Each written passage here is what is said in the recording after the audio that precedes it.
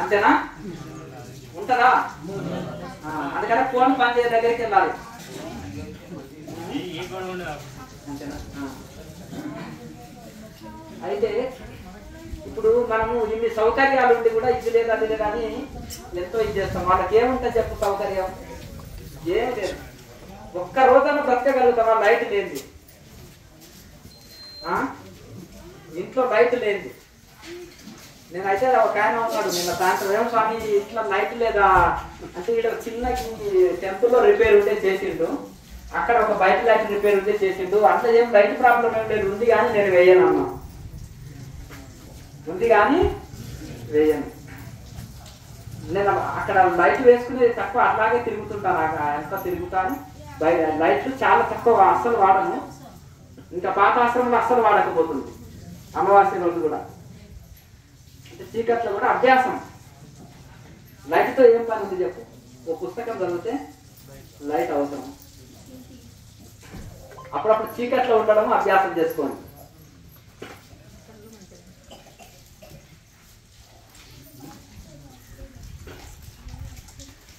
మనకు ఏమి లేకున్నా నాకు ఓకే అనేటట్టు ఉండాలి. అర్థం లేకపోతే మనము బానిస అయినట్టే. ఫోన్ లేకపోతే ఎట్లా జీవితం? ఎట్లా? అవునా కదా? దేనికైనా డబ్బులు లేకున్నా అవసరం, ఫోన్ తోటి అన్ని పనులు జరుగుతున్నాయి, అంతే కదా? అలాగే ఫోన్ లేకపోతే ఎట్లా? కనుక అన్ని అవసరమే మనిషికి, కానీ మితం. భోజనం అవసరమే, అన్ని అవసరమే మనిషికి, కానీ అన్నిట్లలో మితం. ఇది లేకపోతే నాకు నడవదు అనుకుంటే వాటికి బానిస అయిపోతే దుఃఖం. ఇప్పుడు మనిషికి దుఃఖం ఎందుకు వస్తున్నాయి అంటే టోటల్ గా బానిస అయిపోవడం. భోజనం లేదు బ్రతకలేము, కావాలి. భోజనము వద్దని కాదు, శరీరానికి ఎంత అవసరం అంత భోజనం అవసరమే మనిషికి. వస్త్రం అవసరమే, భోజనం అవసరమే, కనీస సౌకర్యాలు అవసరమే. కానీ అతి సౌకర్యాలు కోరరాదు, నాకు ఇది తప్పనిసరి అనుకోకూడదు, ఇది లేనిది నేను జీవించలేను అనే స్థితికి రాకూడదు. దుఃఖం ఎందుకు ప్రారంభమవుతుందంటే ఇది లేక కంపల్సరీ, నాకు ఇది లేకపోతే నాకు జీవితం నడవదు, ఇది లేకపోతే నాకు లైఫ్ లేదు అనుకుంటే అక్కడ దుఃఖం ప్రారంభమైంది. మనిషికి దుఃఖం ఎందుకు వస్తుందంటే కోరికల చేత. కోరికలు ఉంటాయి, అవి నెరవేరకపోతే దుఃఖం వస్తుంది. కనుక కోరికలు ఎంతెంత తగ్గించుకుంటే అంత మంచిది. మీరు ఏదో చాలా పెద్ద హిమాలయ కొండల లాంటి ట్రెక్కింగ్కి వెళ్తున్నారు, పెద్ద లగేజ్ వేసుకొని వెళ్ళారు, ఎంత దుఃఖము. నరకం అక్కడే కనిపిస్తుంది. చిన్న బ్యాగ్ వేసుకొని వెళ్ళారు అనుకో, ఎంత సుఖంగా ఉంటుంది. అవునా? చిన్న మనకు కావాల్సిన ఏదో అత్యవసరమైన చిన్న వస్తువులు అందులో పెట్టుకొని వెళ్తే సుఖంగా ఉంటుంది. అలాగే ఈ జీవన ప్రయాణము అంటే మన జీవన ప్రయాణంలో కూడా పెద్ద లగేజ్ చేసుకుంటే దుఃఖం. అంటే ఎక్కువ కోరికలు ఉంటే దుఃఖము, తక్కువ కోరికలు ఉంటే సుఖం. ఋషులు అడవిలో ఏ సౌకర్యం లేకుండా ఎందుకు హాయిగా ఉంటారయ్యా అంటే వాళ్ళకి ఏ కోరికలు లేవు, అంతేనా? మరి అక్కడ పోయి స్వామి మీకు ఏమైనా ఫ్రిడ్జ్ ఆర్డర్ పెడుతున్నా అమెజాన్లో, ఇంకా లేకపోతే మీకు ఏమి ఏసీ కావాలన్నా, దోమల తెర కావాలన్నా ఉంటాయి కదా ఏమన్నా లిస్టు, మమ్మల్ని వదిలేయండి అయ్యా బాబు హాయిగా ఉన్నాం, మమ్మల్ని ఇలా వదిలేయండి హాయిగా ఉన్నాం అంటారు వాళ్ళు. అట్లా కనుక వాళ్ళకి ఏది అక్కరలేదు, ఏది వద్దనుకునే ఇక్కడ వచ్చినాం అంటారు వాళ్ళు. అట్లా కనుక వాళ్ళ కనీసం వాళ్ళు మనము ఉన్నదాంతో సరిపెట్టుకోవాలి. 2 పూటలు సాధన చేస్తుంటే నిజమైన శాంతి పొందుతాం లోపల. అప్పుడు ఆటోమేటిక్గా కోరికలు తగ్గుతాయి. ఎందుకంటే ఈ శాంతి లేక అంటే మనకు కోరికలు ఎక్కువైపోయి అశాంతి కలిగి దుఃఖిస్తున్నాం. కోరికల్ని తగ్గించుకున్నప్పుడు కొంత శాంతి కలుగుతుంది. ఇంకొకటి మనం ఏమనుకుంటున్నామంటే ఈ యొక్క శాంతి అంటే బయటికి వెళ్ళి వస్తుంది అనుకుంటున్నాం. బయటికి వెళ్ళి అంటే ఏంటిది? నాకు ఒక లోటు ఉందండి, నాకంటే చిన్న జాబు, మా పక్కవాడికి పెద్ద కారు తెచ్చుకున్నాడు, నాకు కారు లేదని మా ఆవిడ ఒకటే గొడవ, ఒక కారు తెచ్చుకుంటే నాకు సమస్య పోతుంది అనుకుంటారు, అంతేనా? అంటే ఈయనకి అన్ని సమస్య, ఏ సమస్య లేదు, ఒక కారు ఒకటే సమస్య, అంతేనా కదా? అట్లా ఆ విధంగా అది అయితే కారు తీసుకుంటే మాత్రం ఆనందమా? ఎంతమందికి లేవు కార్లు, ఎంతమందికి లేవు బిల్డింగ్లు, ఎంతమంది దగ్గర ధనం లేదు, ఉంది కదా. ఈ ఈ కార్లు, బిల్డింగులు, ధనము, ఉద్యోగము, ఇది అది కాదు మనిషికి శాంతినిచ్చేది. ఇవన్నీ ఉన్న వాళ్ళు ఎందరో ఉన్నారు. నిజమైన శాంతి వస్తువులతో రాదు, లేదంటే అమెజాన్లో ఆర్డర్ పెడుతుంటుంది, అంతేనా కదా. మరి అది ఆర్డర్ పెడితే వచ్చేది కాదు, మార్కెట్లో దొరికేది కాదు, డబ్బులు పెడితే వచ్చేది కాదు. మనిషి విచారణతోటి నాకెందుకు దుఃఖం కలిగింది, నేను ఎందుకు రోధిస్తున్నాను, నేనేం తీసుకొచ్చినాను, ఏం నష్టం జరిగింది. ఓ యువకుడు ఏడుస్తున్నాడు, నాదేదో చిన్న బైక్ యాక్సిడెంట్ అయింది, మొత్తం ఒక టైర్ పోయిందని, అంతేనా కదా. అంటే ఒకసారి ఈ శరీరమే వదలాలి. ఎంత గొప్ప నష్టం, శరీరం నష్టమే గొప్ప నష్టం. చిన్న చిన్న నష్టాలు జరుగుతాయి ఆ జీవితంలో. చిన్న చిన్న నష్టాలు వస్తే చాలా రోధిస్తాం మనం. ఒకప్పుడు శరీరమే వదలాలి, ఎంత గొప్ప నష్టం అది. శరీరం వదిలినప్పుడు అన్ని వదిలేవలసి వస్తుంది. అన్ని వదలాలన్నా ఇల్లు, కారు, బిల్డింగు, డబ్బులు, ఉద్యోగము, ఫ్యామిలీ అన్ని వదలాలి. ఎప్పుడు శరీరం వదిలినప్పుడు అన్ని వదలాలి. అందుకనే ప్రతి జీవికి యమధర్మరాజు సన్యాసం ఇస్తాడు. బుద్ధిపూర్వకంగా సన్యాసి లాగా జీవించాలి అంతే. ప్రతి ఒక్కరు సంసారి లాకుండి సన్యాసి లాగా జీవించాలి. అంటే సంసారి లాగంటే భార్య పిల్లలు సంసారం ఉండని, బట్ నాకు ఏ అటాచ్మెంట్ డిటాచ్మెంట్ లేదు అన్నట్టుగా ఒక సింగిల్ అలోన్గా జీవించినట్టు జీవించాలి. అంటే ఇది మానసికంగా త్యాగాలు రెండు ఉన్నాయి, ఒకటి బహిర్త్యాగం, ఒకటి ఆంతరంగిక త్యాగం.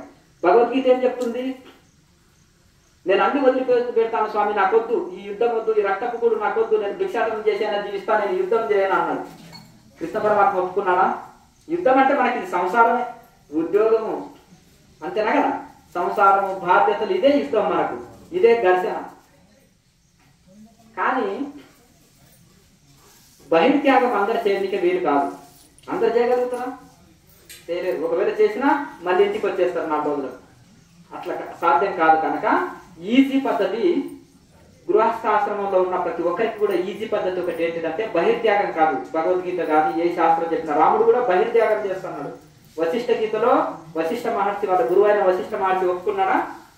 గంజే తాగేవాడు, చిరిగిపోయిన వస్త్రాలు ధరించి నేల మీద పడుకునేవాళ్ళు, పై కూడా ఎత్తి చూడకపోతుండే జనాలను. వైరాగ్యంతో వచ్చాడు. అడవికి వెళ్ళా. ఇప్పుడు విశ్వామిత్రుడి దగ్గర వెంట యాగరక్షణకి వెళ్ళాడు కదా. వెళ్ళినప్పుడు అక్కడ ఋషులను చూసినప్పుడు నాకు వైరాగ్యం వచ్చేసింది. ఇక ఇంటికి వచ్చి వైరాగ్యంతో ఉన్నప్పుడు డాక్టర్కి తెలుసు ఏ రోగం ఏ స్థితిలో ఉంది, అతనికి ఏ డోస్ ఇవ్వాలి, ఎంత మెడిసిన్ ఎంత క్వాంటిటీ ఇవ్వాలి అనేది డాక్టర్కు చూస్తే తెలుస్తుంది. అలాగే ఒక గురువుకు ఏ వైరాగ్యంలో ఏ స్థితిలో ఉన్నాడు, స్టార్టింగ్ అట్లా నాకు ఏదొద్దు, నేను మొత్తం వదిలేసి వెళ్ళిపోతాను ఇప్పుడే అన్న స్థితిలో ఉంటాడు. చాలా ఆవేశంలో ఉంటాడు, చాలా నాకు ఏదొద్దు అనే స్థితిలో ఉంటాడు. అది పాలపొంగులాగా, అది మిడిమిడి వైరాగ్యం అంటారు. దాన్ని ఏమంటారంటే శ్మశాన వైరాగ్యం. 4 రకాల వైరాగ్యాలు చెప్పుకుంటాం కదా, మీరు ప్రవచనాలు బాగా విని ఉంటారు. శ్మశాన వైరాగ్యము, ప్రసూతి వైరాగ్యం అని 4 రకాలు ఉంటాయి, తాత్కాలికమైనది. కానీ ఆ స్థితిని చూసి దానికి గురువులు సరైన పరిష్కారం చెప్తారు. అర్జునుడికి వచ్చింది తాత్కాలిక వైరాగ్యం, అది శ్మశాన వైరాగ్యం అనుకో. రాముడికి కూడా వచ్చింది వైరాగ్యం, కానీ గురువులు దాన్ని గుర్తించి ఇది కాదు నాయన అని బహిర్త్యాగము వద్దు, అంతరంగిక త్యాగము ముద్దు. ఎందుకంటే అంతరంగిక త్యాగం అంటే, అంతరంగిక త్యాగంలో జనకుడు ఉన్నాడు, ఆయన వదిలిపెట్టాలి. ఫ్యామిలీ ఉంది, రాజ్యం పరిపాలించాడు, అన్ని ఉన్నాయి. కానీ ఇది నాదేది కాదు, ఇది నాదేది కాదు, ఇది భగవంతుడు ఇచ్చిన ఒక అవకాశము, ఇది భగవంతుడిది, నేను సేవకుడిని అని చక్కగా అన్ని కార్యాలు చేస్తూ నాదేది లేదు, దాని లాభం నష్టం నాకు సంబంధం లేదు, నా డ్యూటీ నేను కరెక్ట్ చేయడమే.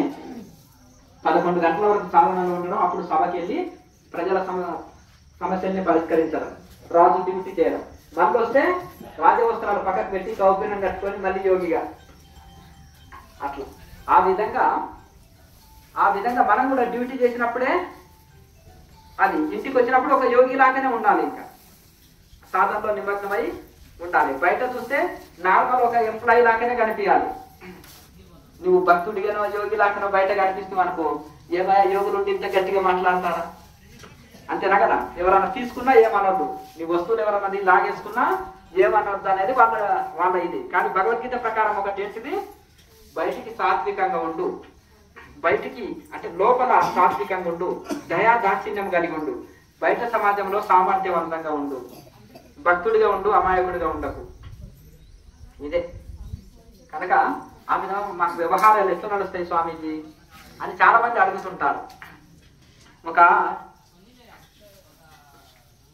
ఒక వేటగాడు జింకని బాణం కొట్టాడు, దానికి గాయాలయ్యింది. ఒక ఋషి కుటీరంలో వెళ్ళి వెనక దాక్కున్నాడు.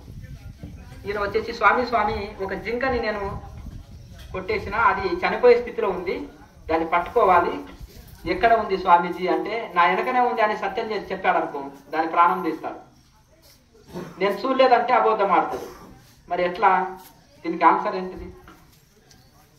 నాయన చూసినవి మాట్లాడలేవు, మాట్లాడుతుంది కదా ఇది చూడలేదు, నోరు మాట్లాడుతుంది చూడలేదు, కళ్ళు చూసినవి కానీ మాట్లాడలేవు.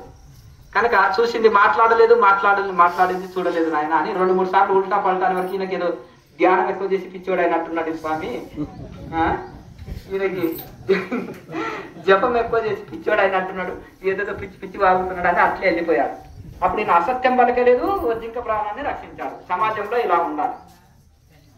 మరైన స్వామికి ఎవరో దక్షిణలు ఇచ్చిపోయేదంట. అది తిరుపతిలో గోగర్భంలో ఉన్నప్పుడు అడవిలో కదా భోజనానికి ఏదో ఆనాడు ₹1-2 ఆ కాలంలో ఎక్కువ అదే దక్షిణలు పెట్టిపోయినప్పుడు అవి ఏం చేసేది, సామాగ్రి తెప్పించి వచ్చిన భక్తులకి ఎవరికైనా సమయానికి అడవిలో దొరకపోతుంటే ఆ కాలంలో భోజనాలు పెట్టించేది. గంజాయి సాధువులంతా వచ్చేసి ఈయనకు డబ్బులు ఇచ్చిపోతారని తెలుసు కదా, అడిగేదంట. అప్పుడు ఉన్నాయంటే వాళ్ళకు ఇస్తే గంజాయి తాగి వృధా చేస్తారు, లేవంటే అసత్యం. అప్పుడు ఆయన అనేది అంటే మీకు ఇచ్చుటకు లేవు నాయన అంటే అన్నదానానికి ఉన్నాయని అర్థం. అది చెప్పకుండా మీకు ఇచ్చుటకు మాత్రం లేవు నాయన అనేదంట. అంటే ఎక్స్ట్రా పైసలు లేవు, ఏదో అన్నదానాని కోసం దానికి సరిపోని ఉన్నాయన్నట్టు. అట్లా మనము సమాజంలో ఆ విధంగా తెలివిగా జీవించవలసి వస్తుంది. మీ దగ్గర క్యాష్ నిండా బ్యాగ్ ఉన్నాయి, ఒక డ్రంకర్ వచ్చాడు, ఆపత చెప్పుకున్నాడు, అతనికి ఇస్తే ఏం చేస్తాడు? అంతేనా కదా? చక్క మళ్ళీ వైన్ షాప్ పోతాడు, ఎక్కువ తాగుతాడు, ఆరోగ్యం పాడు చేసుకొని ఏదో యాక్సిడెంట్ అయి చనిపోతాడు. దానికి కారణం ఎవరు? మీరే కదా, అంతేనా? అట్లా కనుక అది చూసి దయా దాక్షిణ్యము కలిగి ఉండాలి, మంచి ఉండాలి, కానీ చూసి పరిస్థితుల్ని బట్టి పోవాలి. కనుక ఇప్పుడు మీరు బహిర్త్యాగం అందరికీ సాధ్యం కాదు, కానీ అంతరంగిక త్యాగము ప్రతి ఒక్కరు ఆచరించవచ్చు. భగవద్గీత కానీ వశిష్ఠ గీత కానీ అంత గురువులు శిష్యులు తొందరపడి ఏమి నిర్ణయం చేయాలనో వాళ్ళకి తెలియనప్పుడు గురువులు చక్కటి పరిష్కారాలు చెప్పారు. అన్ని చేస్తుంటావు, అన్నిట్లలో ఉంటావు, నాదేది లేదని జీవిస్తావు, అన్ని కర్తవ్య కర్మలు చక్కగా చేసి కూడా నీకు లాభ నష్టాలు లేవు, సుఖ దుఃఖాలు లేవు. దాని వలన చిత్తం బ్యాలెన్స్గా ఉంటుంది, చిత్తంలో వికారాలు ఉండవు. నష్టం కలిగింది అనుకో చాలా దుఃఖిస్తావు, లాభం కలిగింది అనుకో దాన్ని అసలు నువ్వు తట్టుకోలేక పోతావు. అంటే ఇది బ్యాలెన్స్ చేయలేక అప్పుడు మనం వికారమే కదా, మనసు ఇదే స్థితే కలుగుతుంది కదా. మరి ఈ లాభం ఎవరికి వచ్చింది, ఈ నష్టం ఎవరికి వచ్చింది అని విచారణ చేసినప్పుడు అప్పుడు బ్యాలెన్స్గా ఉంటుంది చిత్తం. కనుక నిష్కామ కర్మ వలన చిత్తము శుద్ధమవుతుంది. అందుకనే భగవద్గీతలో నిష్కామ కర్మ ఎందుకయ్యా అంటే చిత్తశుద్ధి కోసం చెప్పడం జరిగింది. చిత్తము శుద్ధమవుతుంది, చిత్తం బ్యాలెన్స్గా ఉంటుంది, మనోవికారాలు రావు, నాది నేననే భ్రమ పోవుట కోసము. కనుక గృహస్థాశ్రమంలో ఉన్న వాళ్ళు ప్రతి ఒక్కరు కూడా బహిరంగంగా అంటే మీరు అన్ని వ్యవహారాల్లో ఉన్నప్పటికీ కూడా అంతరంగికంగా నాది ఏది లేదు, ఇదంతా భగవంతుడిది, ఇది భగవంతుడు ఇచ్చిన ఒక అవకాశము, నాకు లాభ నష్టాలు లేవు, సుఖ దుఃఖాలు లేవు, నేను స్వయం ఆత్మస్వరూపాన్ని, నాకు ఇవన్నీ ఏవి లేవు, నా వంతుకొచ్చిన కర్మలు చేయడం అది నా డ్యూటీ అని ఆ విధంగా చేసినప్పుడు చిత్తం బ్యాలెన్స్గా ఉంటుంది. ప్రతి ఒక్కరికి కూడా నేను నాదనేది వదలదు. ఎన్ని శాస్త్రాలు చదవండి, ఎంత ఇది చేయండి, అంత ఈజీగా వదలదు. అది చాలా పరిశ్రమ చేత వదిలించుకునేది, విచారణ చేత, పరిశ్రమ చేత, సాధన చేత అది సాధ్యమవుతుంది. కనుక మీరు రోజు ఇట్లా ప్రతి ఒక్కరు కూడా అంతరంగిక త్యాగంతో ఉండండి. ఎవరో సాధువులు సత్పురుషులు చిన్నప్పుడే సమస్తం వదిలేసి అరణ్యాలు వెళ్ళిపోతారు, వీళ్ళు ఏమంటారు? బహిర్త్యాగం అంటారు. వాళ్ళు అక్కడ పోయి కూడా వాళ్ళ కుటుంబాన్ని తలిచారనుకో లాభం లేదు. ఆ బహిర్త్యాగం చేసిన వాళ్ళకి ఎట్లుండాలి? 2 రకాల త్యాగము, బహిర్త్యాగము, ఆంతరంగిక త్యాగము 2 ఉండాలి. గృహస్థులకు ఏముండాలి? బహిర్త్యాగము కూడదు కనుక ఆంతరంగిక త్యాగంతో జీవించాలి. అట్లా ఆ విధంగా మనం ఇప్పుడు సాధన ప్రారంభించుకుందాము.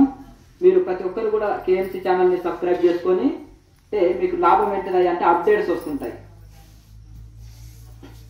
ఆల్ బటన్ ఉంటుంది కదా, ఆల్ బటన్ ఉంటుంది. ఆల్ బటన్ అది నొక్కారనుకో అప్పుడు మీకు అప్డేట్స్ వస్తాయి, లేకపోతే రావు.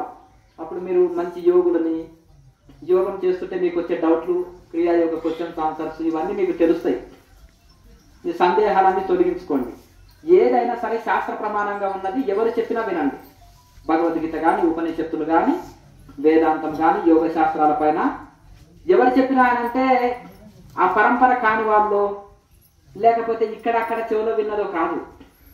శాస్త్రాన్ని వక్రీకరించకుండా ఉన్నది ఉన్నట్టు చెప్పొచ్చు. అక్కడ ఐఫోన్ అని ఉందండి, యాపిల్ ల్యాప్టాప్ అని ఉందండి, యాపిల్ టీవీ అని ఉందండి అంటే అయిపోయానా? దాంట్లో సర్టిఫికెట్ ఉందా, దానికి బ్రాండెడ్ అనా, షోరూమ్ ఉన్నాయి, ఇవన్నీ చూడవా? చైనా పీస్ కూడా కన్ఫ్యూజ్ చేస్తున్నాడు. చైనా మాలవాడు కూడా ఎంబడే డూప్లికేట్ చేసేస్తాడు. ఆ పదాలు ఏదో కుండలిని అని, సుష్మన అని, క్రియాయోగం అని, సుష్మన యోగం అని అని పేర్లు వాడితే కుదరదు. అందులో అది ఉందా, అందులో మసాలా ఉందా చూడండి. అది లేకుండా ఉట్టిగానే పేర్లు అన్నీ వాడుకుంటున్నారు. ఇప్పుడు సుష్మన యోగం అని వాడుతున్నాడు, అది చెప్పాడు యోగం గురించి. కుండలిని యోగం అంటాడు, అందులో యోగం ఉండనే ఉండదు. అంతేనా? ఇంకా తర్వాత ఈ యోగం ఆ యోగం అని ఊరికి పేర్లు వాడేసుకుంటారు. ఇవి బ్రాండెడ్ పేర్లు, ఇవన్నీ కూడా బ్రాండెడ్ పేర్లు. ఈ పేర్లు వాడుకుంటారు తప్ప అది చెప్పరు. ఇప్పుడు ఇంతమంది హంగామా చేస్తున్నారు యూట్యూబ్లో, ఒక్కడన్నా ఒకటి గురువు పేరు చెప్పమని గడుచుంటే ఒక్కడి గురువు పేరే చెప్పట్లేదు. ఆ పరంపర ఏందనేది కూడా చెప్పట్లేదు. ఇక్కడ అక్కడ బుక్కులు 2 ముక్కలు చదివి ఒక ఛానల్ పెట్టుకొని దానికోసం ఏదో హంగామా చేస్తున్నారు తప్ప ఒకరికి ఒక పరంపర లేదు, ఒక పాడు లేదు, ఇది లేదు. ఇంకా 4 రోజుల్లో జగద్గురువు అంటారు, 4 రోజుల్లో నేనే దేవుడు అంటారు. అంతేనా కదా? వాళ్ళ లక్ష్యం ఏంటంటే డబ్బులు లక్ష్యము, లేదా ఫాలోవర్స్ని పెంచుకోవడము, ఏదో సంఖ్యను పెంచుకోవడమే తప్ప ఒక పరంపరలో ఉన్నాను ఆత్మ పరిశీలన కూడా లేదు.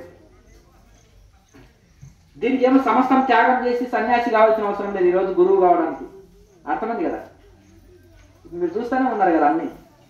దానికి సంబంధించింది లేకుండా కేవలం డబ్బులు టార్గెట్ పెట్టుకొని ఎంత కన్ఫ్యూజ్ చేస్తున్నారు. అదేమి బుర్రలు పాడు చేసుకోవద్దు మనం.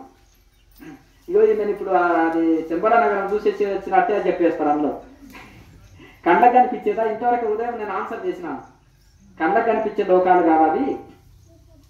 అవన్నీ చాలా గాలి మాటలు మాట్లాడతారు. అవి దివ్య లోకాలు చాలా ఉంటాయి. అవి కంటికి కనిపించేది కదా. ఒక ఋషులకు ప్రవేశం ఉంటుంది ఆ అర్హత పొందిన వాళ్ళకి. ఇంకా దాని గురించి మాట్లాడి వేస్ట్.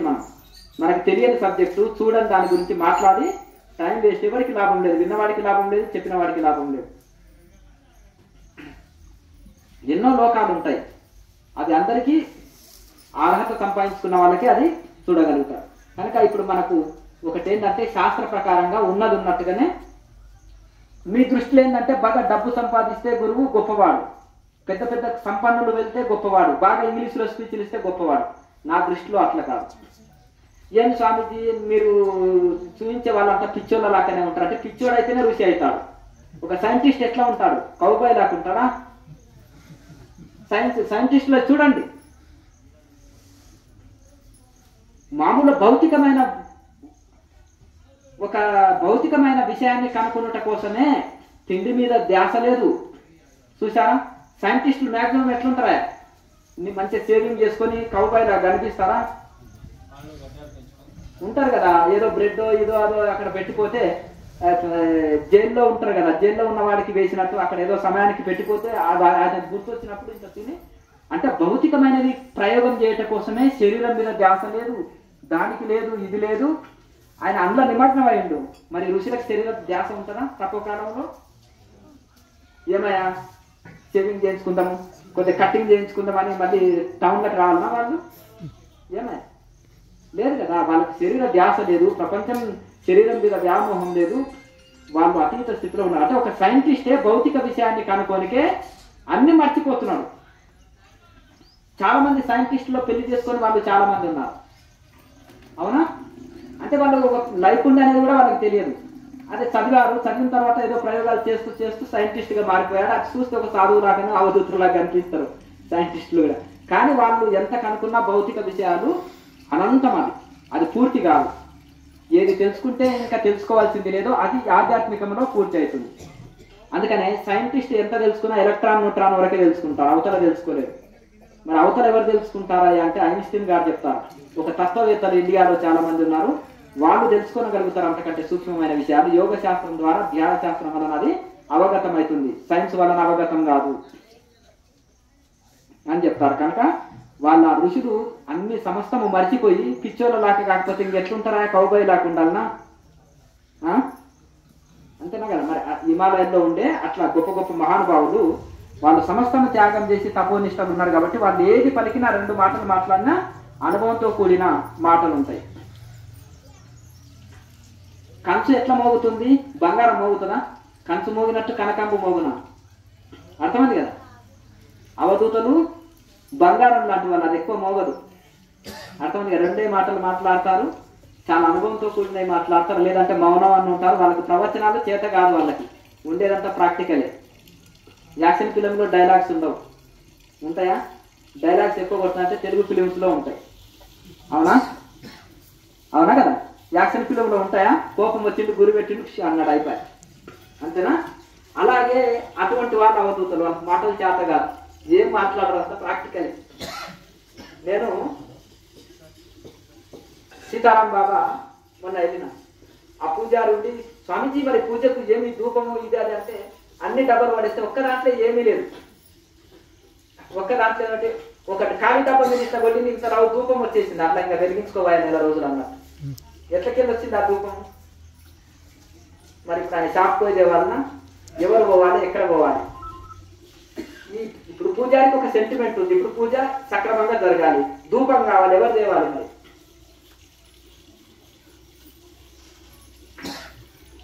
అట్లా ఆ విధంగా మరి వాళ్ళు అంత సిద్ధి పెట్టుకొని అనుకుంటే ఒక బంగారు ఆశ్రమే కట్టుకోవచ్చు.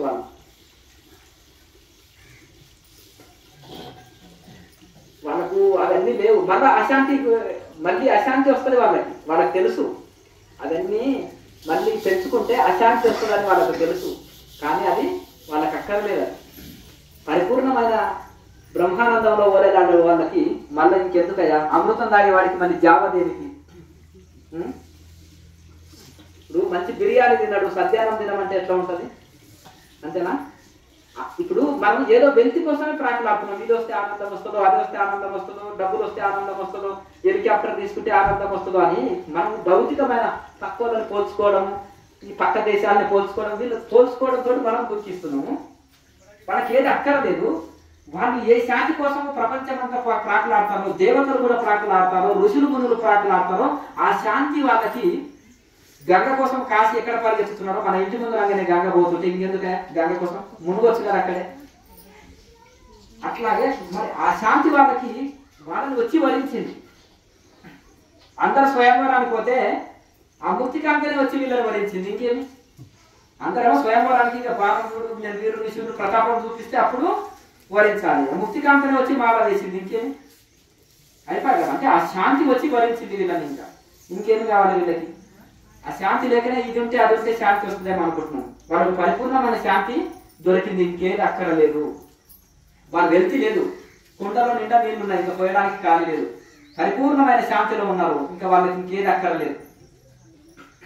కనుక ఆ విధంగా గొప్ప గొప్ప మహానుభావులు కూడా ప్రపంచానికి తెలియకుండా రహస్యంగా ఉండటం కారణం ఏంటంటే వాళ్ళు ఎంతో శాంతిని అనుభవిస్తున్నారు. వాళ్ళకి తెలుసు ప్రపంచానికి తెలిస్తే, ప్రపంచంలోకి వెళితే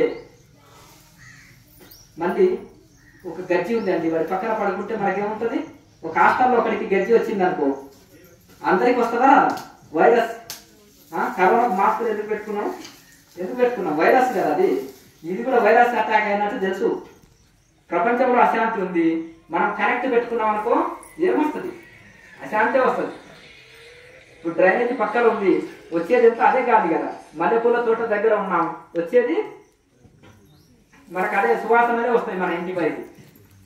మూసీ నది దగ్గర కట్టుకున్నాం అనుకో దోమలు వస్తాయి, స్మెల్ వస్తుంది. అట్లా వాళ్ళకి తెలుసు. కనుక అది ఎక్కువ అటాచ్మెంట్ డిటాచ్మెంట్ పెట్టుకోరు.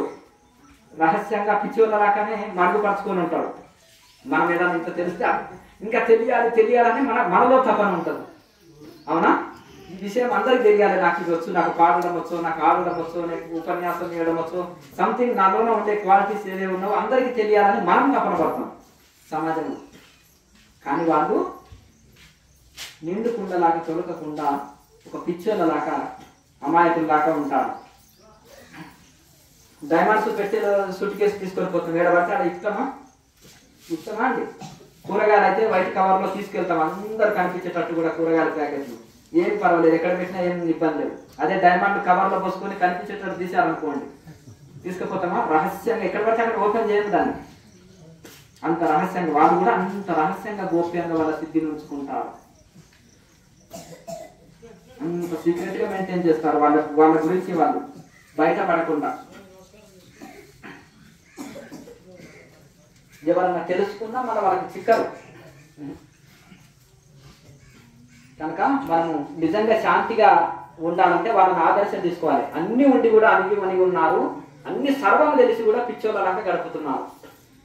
దాని వలన మనము ఒకటి ఏంటిదంటే ఇవన్నీ అశాశ్వతమని వాళ్ళు తెలుసుకున్నారు. మనం కూడా ఇవన్నీ అశాశ్వతమని తెలుసుకొని సాధన చేసినాం అనుకోండి, సాధనతోటి శాంతి పొందుతాం. మనకేం కావాలనో సాధన, కల్పవృక్షము, కామధేనువు, చింతామణి వస్తువులు కాదు.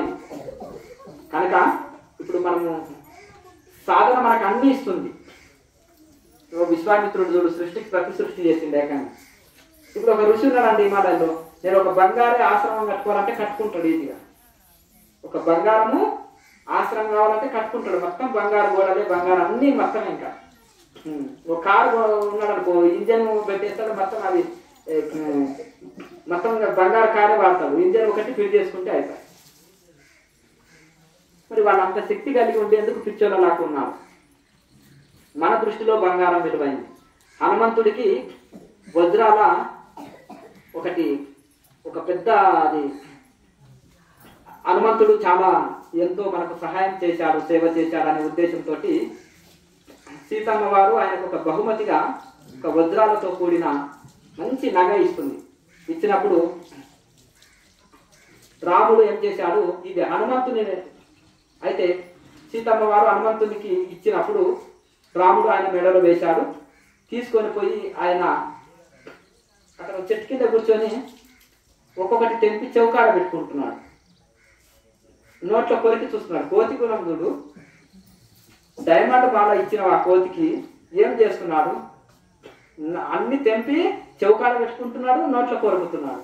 ఏంటిది అని సీతమ్మ వారు ఇచ్చిన గిఫ్ట్ని ఇట్లా చేస్తాను, ఒక బాణం కొడతాను అని హనుమంతుడా, అదే లక్ష్మణ నీకు ఆవేశం ఎక్కువ, ఆలోచన తక్కువ, ఎందుకు ఆ పని చేస్తున్నాడో మొదలు అడిగి నాకు వచ్చి చెప్పు అంటాడు. ఏమయ్యా హనుమ, నీ కోతి బుద్ధి బోధించుకోవు, ఏంటిది ఇట్లా చేస్తున్నావు? అమ్మవారు నీకు మంచి నగ ఇస్తే మెడలో ధరించి హాయిగా హారాన్ని ధరించి ఉండగా ఇట్లా తెంపుతున్నావు, చౌకాడ పెడతావు, కొరుకుతావు, ఏంటయ్యా నీ కోతి గుణం బోధించుకుంటలేవు అంటే, ఎందుకు ఇచ్చారయ్యా ఈ వెధవమాల నాకు? చౌకాడ పెట్టుకుంటే రామ అనదు, నోట్లో పెట్టుకుంటే తీయగలేదు తిన్నామంటే. ఏదైనా వస్తువు ఉందనుకో, పండు తిన్నామంటే ఆరోగ్యానికి మంచిది, తినే వస్తువు. పోనీ ఏదైనా దైవనామం పలుకుతుందంటే విలువైన వస్తువు. అంటే ఈ నా దృష్టిలో తినే పదార్థం గొప్పది, ఎందుకంటే ఒకరి ఆకలి తీరుస్తుంది. ఇంకొకటి దైవనామం చెప్పే వస్తువు గొప్పది.